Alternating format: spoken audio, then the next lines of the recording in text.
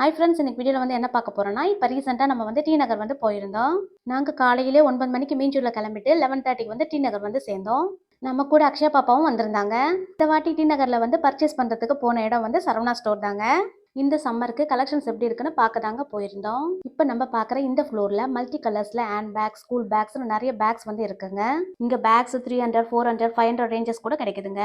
இந்த ஃப்ளோர்லேயே கிச்சன் ஐட்டம்ஸும் நிறைய இருக்குங்க. ஃபுல் அண்ட் ஃபுல் ஸ்டேஷனரி ஐட்டம்ஸும் இருக்கு. 70 ருபீஸ்க்கு சாமான் தேய்க்கிற கம்பி, சோப்பு டப்பா வந்து 12 ருபீஸு, வடிகட்டி, பேஸ்கெட், துணி கிளிப்பு, பிளாஸ்டிக் பக்கெட்ஸ், மல்டி கலரில் பிளாஸ்டிக் டிஃபன் பாக்ஸும் இருக்குங்க.